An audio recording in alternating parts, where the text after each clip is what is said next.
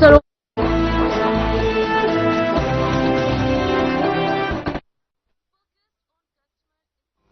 नमस्कार, मैं हूं आपके साथ अंकिता पाल और आप सभी का राम राम हरियाणा में स्वागत है। रुक करते हैं खबरों की तरफ। सीएम नायब सिंह सैनी ने गुरुग्राम में ग्लोबल सिटी को लेकर प्रेस कॉन्फ्रेंस की है। उन्होंने जानकारी देते हुए बताया कि साइबर सिटी में ग्लोबल सिटी विकसित होगी, जो कि हरियाणा के विकास मॉडल में एक मील का पत्थर साबित होगा। और इस सिटी में पानी की आपूर्ति सुनिश्चित करने के लिए 18 एकड़ में 350 मिलियन लीटर क्षमता का मास बैलेंसिंग रिजर्वर बनाया जाएगा।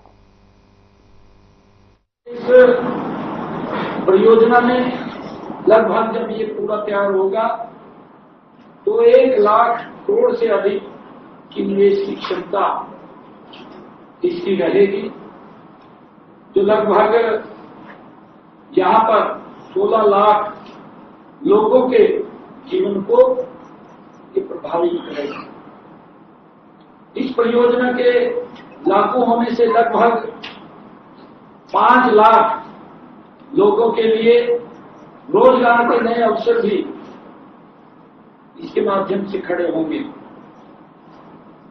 और जैसा मैंने अभी कहा है कि यूटिलिटी टनल होगी, जिसमें वाटर पाइपलाइन, इलेक्ट्रिक केबल और अग्निशमन की सेवाएं, लाइटिंग सिस्टम, वेंटिलेशन सिस्टम और फायर डिटेक्शन, आर्थिक सिस्टम, ये प्रावधान इसके अंदर होगा। और ये लगभग 10.5 किलोमीटर के अंदर इसका जो ये टनल की यूटिलिटी टनल होगी, जिसके अंदर ये सारी सुविधाएं रहेंगी, वो इसके अंदर होगी। इस ग्लोबल सिटी में जो पानी की आपूर्ति को सुनिश्चित करने के लिए 18 एकड़ में एक 350 मिलियन लीटर क्षमता का मास बैलेंसिंग रिजर्वायर बनाया जाएगा, जो जल भंडारण के रूप में काम करेगा, इस सिटी की सुंदरता बढ़ाएगा और यह ग्लोबल सिटी के लिए 7 दिनों का बैकअप का इसके अंदर प्रावधान होगा कि अगर कोई दिक्कत भी आती है तो पानी की दिक्कत यहां ना रहे। इस ग्लोबल सिटी की एक और विशेषता यह रहेगी कि इसकी कनेक्टिविटी दिल्ली के अंतर्राष्ट्रीय हवाई अड्डे से केवल 30 मिनट की यहां से रहेगी और रेलवे स्टेशन आईसीडी से मात्र 20 मिनट की रहेगी। हेलीपोर्ट और मल्टी मॉडल ट्रांजिट से ये मात्र 10 मिनट की दूरी रहेगी। सड़क से इनकी कनेक्टिविटी एनपीआर, एसपीआर और सीपीआर और NH-48 से कनेक्टिविटी इसकी रहेगी। पर्यावरण को भी इस ग्लोबल सिटी में पर्यावरण का भी विशेष ध्यान रखते हुए लगभग 125 एकड़ पर ये ग्रीन जोन ये बनेगा।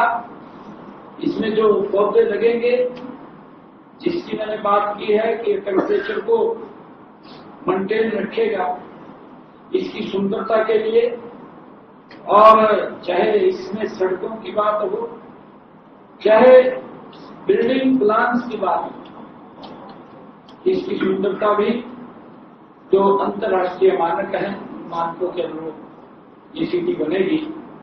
और उसी को लेकर के आज हमारे फैसले ग्रुप के लोग थे, इसमें लौटा ग्रुप आया था, डीएलएफ यहां पर मौजूद था और हीरो रियल्टी यहां मौजूद था।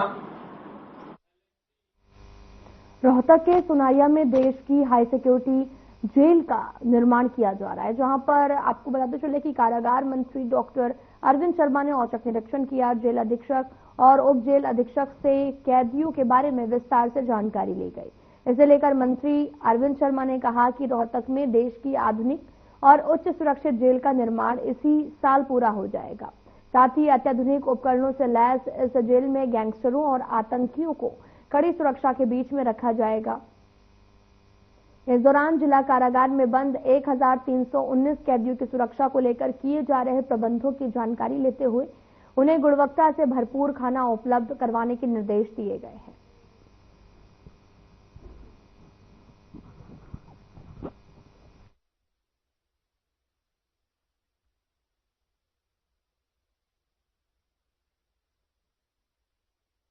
हरियाणा से बीजेपी के राज्यसभा सांसद सुभाष बराला ने विनेश फोगाट को डबल इनाम देने पर कहा कि इस पर चर्चा ज्यादा करने की जरूरत नहीं है, चाहे देश की सरकार है या फिर प्रदेश के खिलाड़ियों का मान सम्मान करती है।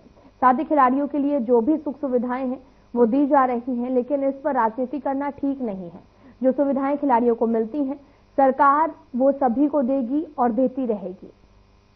इसी के साथ में भेदभाव नहीं किया जाएगा। और साथ ही हरियाणा के नए बीजेपी प्रदेश अध्यक्ष कब तक बनने के सवाल पर उन्होंने कहा कि ये केंद्रीय नेतृत्व तय करेगा।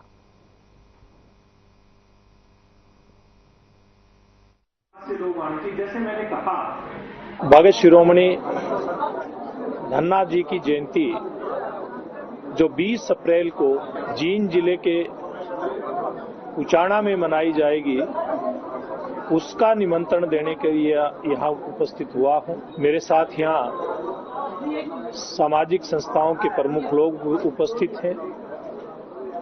खाप पंचायतों से जुड़े बहुत ही हमारे आदरणीय पदाधिकारी यहाँ पर उपस्थित हैं और बड़ी संख्या में आमजन इस निमंत्रण की जो बैठक बुलाई गई इसमें उपस्थित हुआ है और एक विश्वास दिलाया है सबने मिलकर के कि उस दिन बड़ी संख्या के अंदर 20।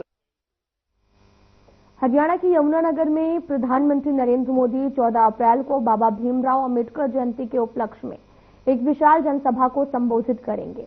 तो वहीं यमुनानगर में बनने वाले करीब 7,000 करोड़ की लागत से तैयार 800 मेगावाट थर्मल प्लांट की नई इकाई का शिलान्यास भी करेंगे।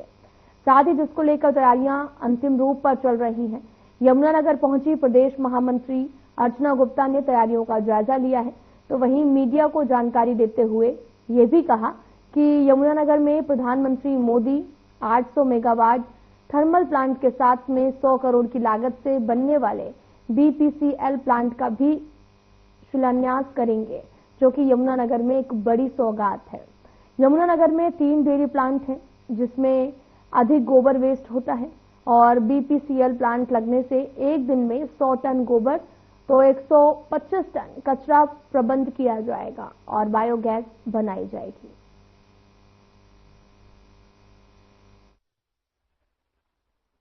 वीवीआईपी गेस्ट में जो है हमारे आदरणीय मुख्यमंत्री जी तो दोनों जगह रहने ही वाले हैं। हमारे प्रदेश अध्यक्ष आदरणीय मोहनलाल बड़ोली जी रहेंगे और साथ ही साथ हरियाणा की पूरे के पूरे मंत्रीगण जो 42 विधानसभा जैसे मैंने आपको बताई हैं, तो 42 विधानसभाओं में जितने भी हमारे विधायक हैं, मंत्रीगण हैं, चुनाव लड़े हुए प्रत्याशी हैं, सांसदगण हैं, कुछ जैसे हिसार में रहेंगे और कुछ जो है वो यमुनानगर में रहेंगे, क्योंकि हिसार से यमुनानगर उनके लिए सबके लिए इतनी जल्दी पहुंचना संभव नहीं होगा। पर पूरी की पूरी कैबिनेट हमारी सारे के सारे सांसदगण कुछ हिसार और कुछ यमुनानगर हमारे रहने वाले हैं।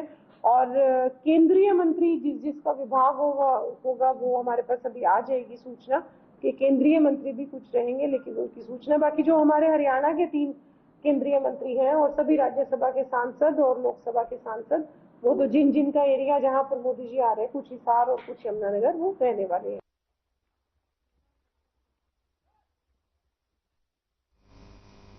प्रधानमंत्री नरेंद्र मोदी 14 अप्रैल को हरियाणा दौरे पर आ रहे हैं, जिसको लेकर पूरे देश में चर्चा भी है। पीएम के दौरे पर सिरसा से कांग्रेस सांसद कुमारी शैलजा ने सवाल उठाए हैं। उन्होंने कहा कि पीएम जो सौगात हरियाणा को लोगों को दे रहे हैं वो आधी है। इसके अलावा उन्होंने ये भी कहा कि जो काम हमने किए हैं वो बीजेपी आज तक अपने बताकर गिनवा रही है। उन्होंने कहा कि थर्मल पावर प्लांट पहले से चल रहा है, वो एक नई यूनिट का शिलान्यास करेंगे और इसलिए ये आधी सौगात है।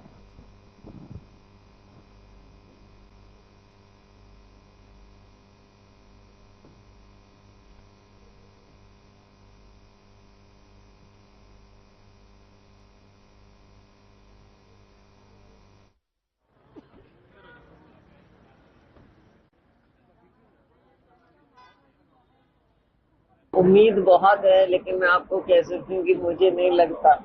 जो 11 साल हरियाणा को कुछ नहीं दिया, आज क्या देंगे? ये भी 2 नहीं है, 1.5 है। इस साल का तो पहले से चल रहा था, उसको तो इन्होंने करना था, वायदा था इनका, आगे बढ़ाना था। इन्होंने शुरुआत तो चलो वहां से अब कर रहे हैं, लेकिन वो तो आधा मानूंगी। अच्छा, यहाँ भी पहले था तो एक नया उसमें यूनिटी लगा रहे हैं, आधा ये हो गया।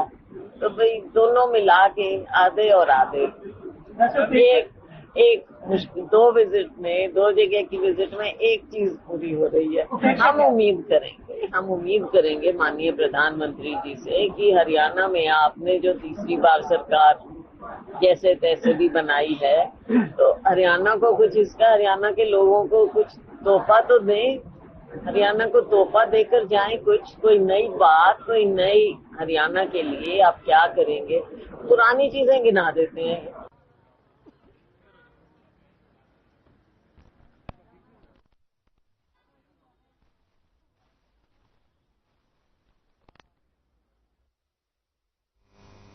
हरियाणा विद्यालय शिक्षा बोर्ड के चेयरमैन प्रोफेसर डॉक्टर पवन कुमार ने हनुमान जयंती को लेकर कहा कि हनुमान जयंती का पर्व बड़ी ही धूमधाम के साथ में देश भर में मनाया गया और साथ ही हनुमान जी के जीवन वृत्तांत से हमें बहुत कुछ सीखने को मिलता है।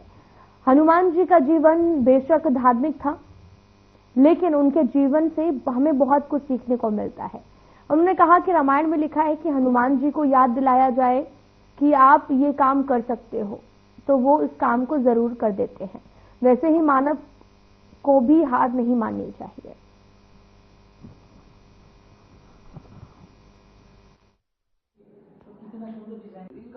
कि एकल ग्राम उत्थान फाउंडेशन जो समस्त अपने भारतवर्ष में 136 इनकी शाखाओं में हनुमान जयंती मना रही है, मैं सबसे पहले जो इनके फाउंडर हैं यानी बनवारी लाल जिंदल सुईवाला जी एजुकेशनल ट्रस्ट जो है, मैं उनको बहुत बहुत शुभकामनाएं देना चाहूँगा और बधाई देना चाहूँगा कि वे समाज में एक इतना अच्छा कार्य कर रहे हैं जो रोजगार उन्मुखी होने के साथ साथ लोगों को आपस में एक साथ जोड़ने का काम भी करता है और इससे न केवल आपसी भाईचारा बनता है बल्कि लोगों के अंदर एक आत्मविश्वास और स्वाभिमान भी पैदा होता है। खबर सिरसा से है, जहां पर एलनाबाद क्षेत्र में नशे की हालत में हुड़दंगबाजी करने के मामले पुलिस ने 8 लोगों को काबू किया है। इस बारे में जानकारी देते हुए थाना प्रभारी सब इंस्पेक्टर सुरेंद्र सिंह ने बताया कि एलनाबाद थाना की एक पुलिस टीम गश्त और चेकिंग के दौरान पंचमुखी चौक की तरफ जा रही थी। इस दौरान पुलिस जब पंचमुखी चौक के पास पहुंची तो सड़क पर सरेआम 8 लोग आपस में झगड़ रहे थे, जिन्हें शांति भंग करने के मामले में गिरफ्तार किया गया है।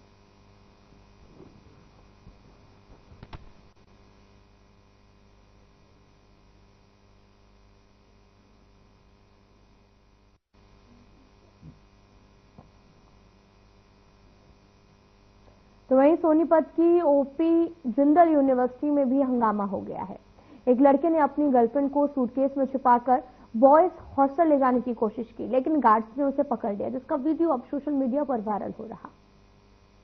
आपको ये तस्वीर भी दिखा रहे हैं, जो कि ये वीडियो हरियाणा के सोनीपत का बताया जा रहा है, जहां पर एक बॉयज हॉस्टल में एक छात्र अपनी गर्लफ्रेंड को सूटकेस में भर के हॉस्टल लेकर पहुंचा।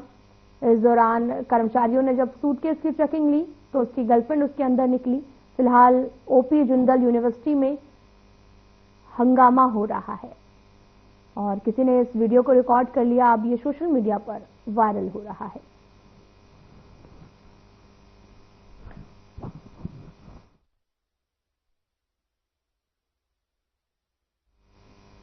रतिया की अनाज मंडी में गेहूं की आवक शुरू हो चुकी है। शनिवार को रतिया एसडीएम सुरेश कुमार ने खरीद एजेंसी में ट्रांसपोर्टर्स की एक अहम बैठक ली है। बैठक के दौरान एसडीएम ने सभी अधिकारियों और खरीद एजेंसियों को दिशा निर्देश दिए हैं और साथ ही यह भी कहा कि लापरवाही किसी भी सूरत में सहन नहीं की जाएगी। उन्होंने कहा कि अनाज मंडी में गेहूं लेकर आने वाले किसानों के लिए हर संभव सहायता दी जाए और अधिकारियों को बिजली, पानी और अन्य सुविधाएं दुरुस्त करने के लिए भी दिशा निर्देश दिए गए हैं। या उसका एक गेहूं के परचेज के लिए आज मीटिंग हुई है सभी एजेंसियों की, वेयर हाउसिंग, फूड कॉर्पोरेशन और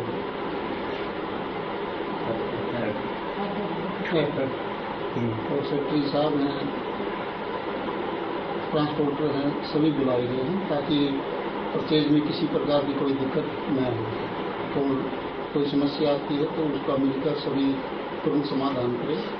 इसके लिए आज मीटिंग बुलाई गई है।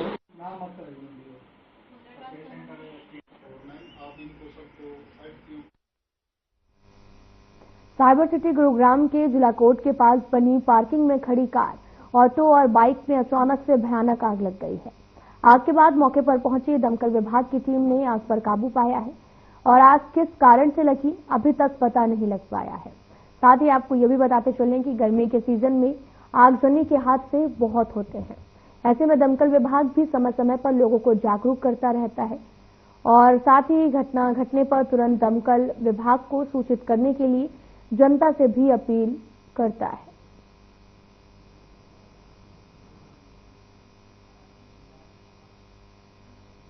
दरअसल ये मामला जो है वो गुरुग्राम से सामने आया, जहां पर आग की चपेट में ऑटो बाइक आ गई है और किसी ने ये वीडियो रिकॉर्ड किया है, तस्वीरें दिखा रहा है, जहां पर पार्किंग में खड़ी कार में अचानक से आग लग गई और धीरे धीरे ये आग भी फैलने लगी। वहीं दमकल विभाग की टीम को बुलाया गया और आग बुझाने की कोशिश की गई है।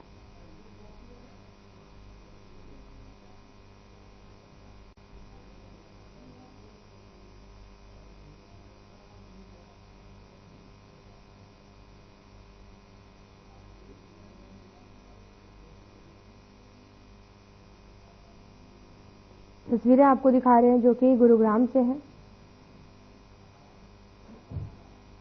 नारनौल के कैलाश नगर में रहने वाले शख्स ने अपनी बेटी की शादी से पहले उसे घोड़ी पर बैठाकर बनवारा निकाला है।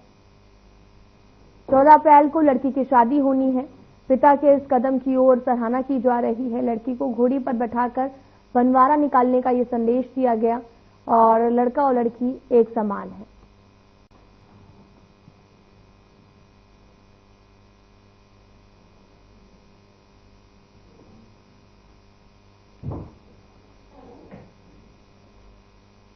आपको तस्वीरें दिखा रहे हैं जो कि नारनौल से हैं, जहां पर लड़की की 14 अप्रैल को शादी है और इस दौरान एक पिता ने लड़का लड़की एक समान की बात कहते हुए लड़की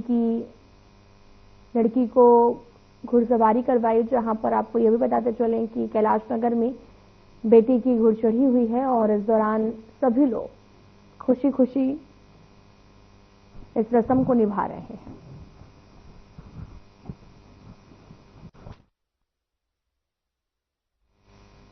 राजकीय महाविद्यालय घरौंदा में युवक और सांस्कृतिक कार्यक्रम विभाग कुरुक्षेत्र की ओर से डॉक्टर पदम सिंह शर्मा और कमलेश मेमोरियल काव्य पाठ प्रतियोगिता का आयोजन किया गया, जिसमें करनाल जोन के लगभग 13 महाविद्यालयों के विद्यार्थियों ने हिस्सा लिया है। साथ ही मुख्य अतिथि के रूप में विवेक चावला, निर्देशक युवा और सांस्कृतिक कार्यक्रम विभाग कुरुक्षेत्र विश्वविद्यालय कुरुक्षेत्र ने शिरकत की है। इस मौके पर उनके साथ कुरुक्षेत्र विश्वविद्यालय में सुपरवाइजर युवा और सांस्कृतिक कार्यक्रम विभाग के डॉक्टर हरविंद्र राणा भी उपस्थित रहे हैं। साथ ही विशिष्ट अतिथियों के रूप में डॉक्टर महंत सिंह, बागी प्राचार्य शहीद उधम सिंह राजकीय महाविद्यालय इंद्री भी उपस्थित रहे। साथ ही कई विद्यालयों से आए कई गणमान्य लोग भी मौजूद रहे।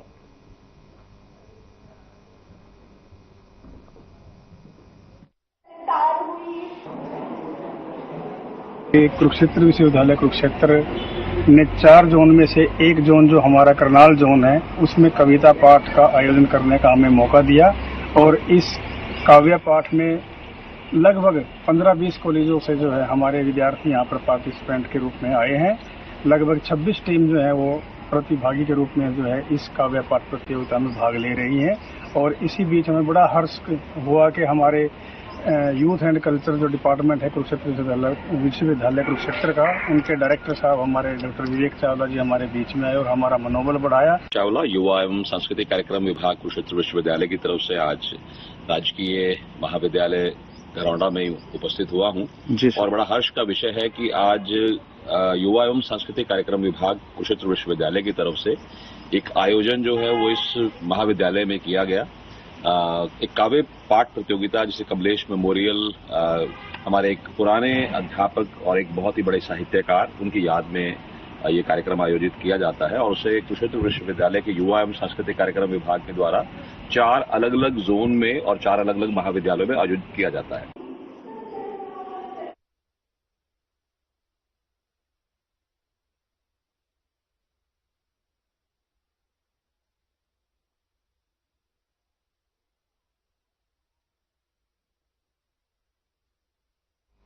सीएम सैनी का आदेश रंग लाते हुए दिखने लगा है, जहां पर सीएम सैनी द्वारा नशा करने वालों और साथ ही नशा बेचने वालों के खिलाफ सख्ती से निपटने पर नशे को जड़ से खत्म करने की आदेश भी जारी करने के लिए बाद में आपको बताते चले कि नशे के सौदागरों को दबोचा जा रहा है। और इसी कड़ी में भिवानी पुलिस को भी पिछले 2 दिन में 3 एनडीपीएस के मामलों में आरोपियों को गिरफ्तार करने में सफलता मिली है।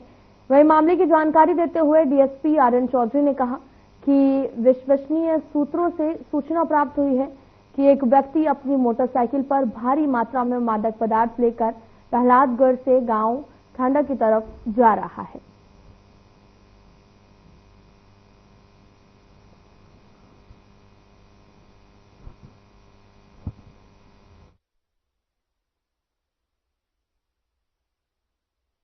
कल शाम को जो हमारी सीआईए 1 की टीम है उसमें एएसआई प्रदीप द्वारा कल ये रिकवरी रेड की गई है, जिसमें 7.5 किलो 500 ग्राम गांजा मिला है। इसमें एक व्यक्ति है मनोज उर्फ मोनू, जो प्रहलादगढ़ का रहने वाला है। यह प्रहलादगढ़ से ढाना नरसान की तरफ जा रहा था, जहां पे ढाना रोड के ऊपर इसको हमारी सीआईए टीम ने इंटरसेप्ट किया और जब इसको ड्यूटी मजिस्ट्रेट के समक्ष इनकी चेकिंग की गई तो इनके जो बाइक में कट्टा था उसमें से 7.5 किलो 500 ग्राम गांजा हमें मिला है।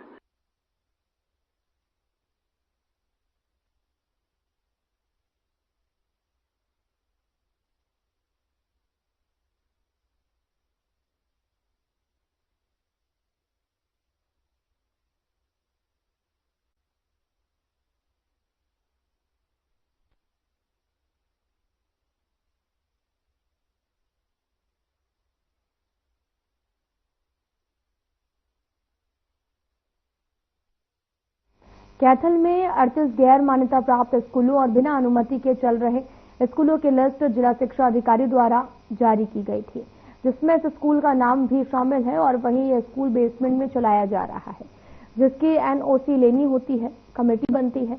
अधिकारियों ने स्कूल के संचालन को नियमों के विरुद्ध बताया। खंड शिक्षा अधिकारी सुरेश कैथल ने भी बताया कि इस स्कूल को पहले भी नोटिस दिया गया है। अब विभाग और सीएम फ्लाइंग की टीम द्वारा ये रेड की गई है।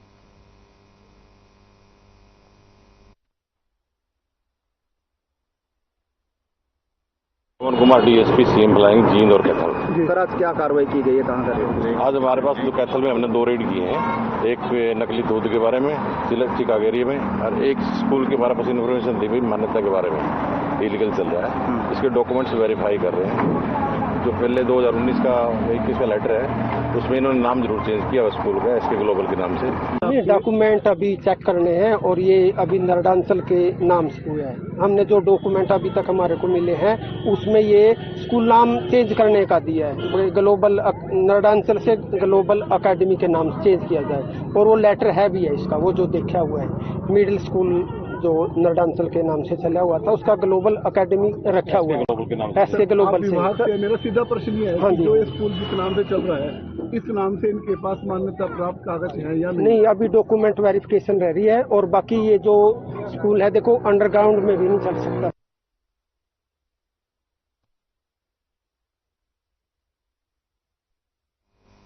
कैथल के गांव तितरम और प्योदा के बीच में बिजली के शॉर्ट सर्किट के कारण गेहूं की फसल में आग लग गई है। ये शॉर्ट सर्किट जिले में आए आंधी के कारण हुआ है और फसल में एकदम से आग की लपटें भी उठ गई। जैसे ही आग ग्रामीणों को दिखाई दी वे तुरंत अपने ट्रैक्टर और अन्य संसाधन लेकर आग को बुझाने के लिए खेतों में पहुंच गए।